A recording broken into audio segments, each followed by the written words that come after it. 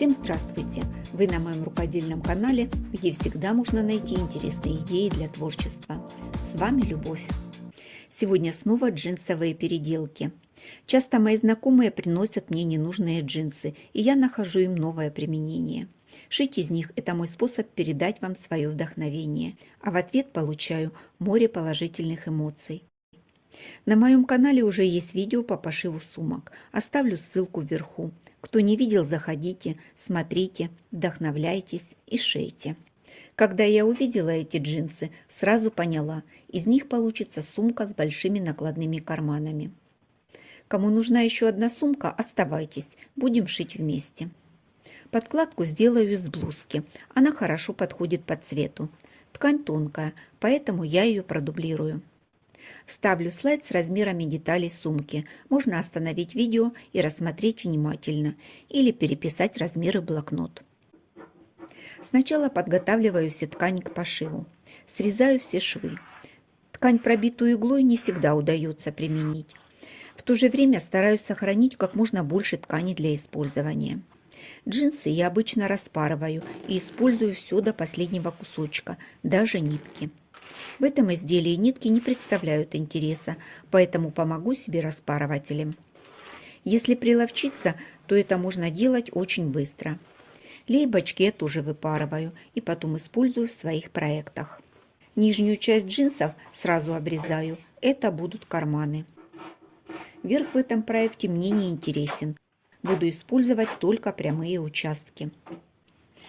Подобный декор на джинсах встречается нечасто, и я надеюсь, что у меня получится интересный вариант применения. Ткань, которую буду использовать, обязательно проклеиваю флизелином. Чтобы флизелин не отслаивался, его нужно приклеить правильно. Время скрепления моего флизелина 8-10 секунд, поэтому не спешу и клею по инструкции. При стачивании заготовок в полотно края смещаю относительно друг друга. С лицевой стороны прокладываю строчку, которая закрепит припуски. Припуски отогнула в одну сторону. Длина у них разная, поэтому утолщение получается незначительное, а соединение крепкое. Таким образом собрала две детали для основного полотна. К ним добавила две детали подкладки. Деталь кармана и подкладка для него. Боковая часть сумки с подкладкой. Начну с ручек. Взяла полоску джинса 7 на 42 сантиметра, проклеила флизелином и заутюжила края навстречу друг другу. Сверху можно накрыть тоже джинсом или использовать плотную ткань. Соединила детали по краю прямой строчкой. Получилось как-то невыразительно. Добавила шов-шов усиленную строчку. Уже смотрится получше. На декоре кармана присутствует красный цвет. Решила добавить и сюда красный акцент. Дальше займусь карманом. Основную деталь складываю с подкладкой лицом к лицу по верхнему срезу. Соединяю прямой строчкой. Отгибаю припуски на сторону подкладки и прокладываю строчку. Строчку проложила у самого края, длина стежка 4 мм. Складываю заготовку с перекатом на изнаночную сторону. Срезы соединю строчкой. В верхней части кармана у меня есть след от строчки, и я его закрою декором. Пришила шнурок с надписью. Срезаю по краям все лишнее. С обратной стороны строчку совместила с линией стачивания. Карман кладу на переднее полотно сумки. Совмещаю центры и фиксирую булавками. Со стороны боковых срезов провожу линии на расстоянии 2 см. Припуск на кармане подгибаю и прикалываю к намеченным линиям. Проложила соединительные строчки. По верхнему краю кармана сделала закрепки в виде треугольников. Из лишней ширины ткани на кармане по центру закладываю встречную складку. Нижний срез закрепила строчкой. Осталось проутюжить карман с паром. Подкладка. Ткань для нее я проклеила флизелином и затем простегала вместе со спанбондом. Конечно, для подкладки можно просто взять ткань, которая вас устраивает. На подкладке сделала карман в рамку на молнии. Как сделать подкладку для сумки, у меня есть отдельное видео на канале. Чтобы не затягивать время, оставлю ссылку. Кому надо, переходите, смотрите. Кладу подкладку на основную деталь лицом к лицу. Совмещаю верхние срезы. Соединила прямой строчкой с припуском на ширину лапки. Отгибаю. Припуски заложу на сторону подкладки и проложу строчку. Проложила отделочную строчку у самого края. Длина стежка 4 мм. Закрепила припуски с обратной стороны. От нижнего среза откладываю высоту сумки 30 см. Провожу линию. Складываю заготовку по намеченной линии. По центру соединю все слои вместе, чтобы не сдвинулись. Закреплю строчкой срезы заготовки с 3 сторон. Перед тем, как пришивать ручку, вырежу по краям часть припусков, чтобы убрать толщину. Подгибаю край на ширину припуска и фиксирую зажимом. На основной детали сделаю разметку для ручки. Замеряю перекат с изнаночной стороны.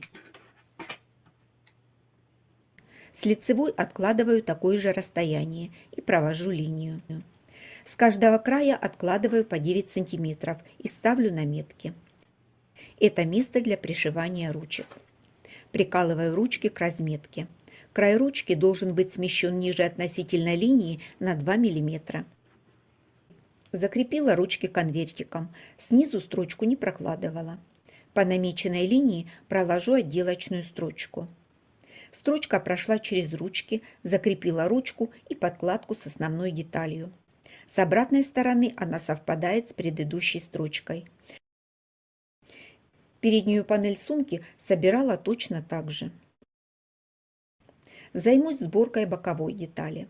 Намечаю центры на основной детали и на подкладке. Складываю лицом к лицу, чтобы центры совпали. Зафиксирую булавкой и проложу строчку. Подкладку отогнула и проложила отделочную строчку. На основной детали намечаю ширину переката. Размер такой же, как на основной детали. Провожу линию и по ней загибаю боковую деталь.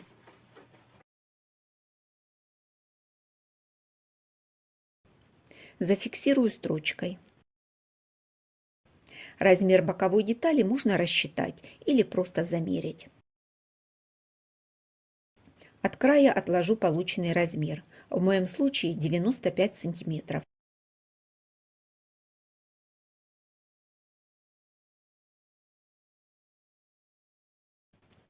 Для основной ткани откладываю плюс 5 см и 1 см на припуск.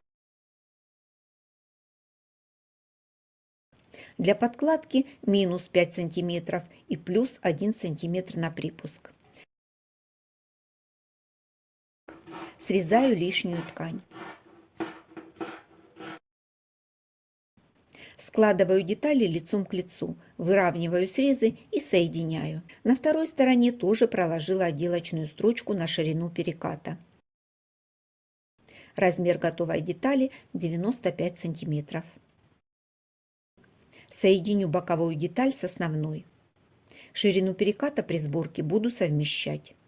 Срез основной детали кладу по краю подкладки на боковой детали.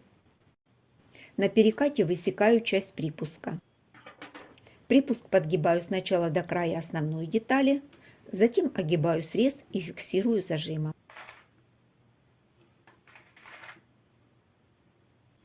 Для удобства предварительно можно заутюжить припуск боковой детали на 1 см. Также соединю и вторую сторону. Проложила строчку, не доходя до края 1 см. Осталось соединить низ заготовки. Здесь все так же. Выравниваю срез основной детали с краем подкладки. Соединять начинаю от центра к углам. В углах закладываю уголки на обтачке и фиксирую зажимами. Обтачка ложится хорошо, делать это несложно. В уголках поставила закрепки и проложила по краю строчку. Проверю соединение. Особый контроль по углам. Для удобства детали подкладки соединю булавками. Пришью переднюю панель сумки. Сборка ничем не отличается, показывать не буду. Начинать пришивать обтачку лучше, отступив от края пару сантиметров. Так машине будет легче стартовать и край получится ровнее. Сумка готова. Глубина готового изделия 15 см, ширина 35 см и высота 30 см.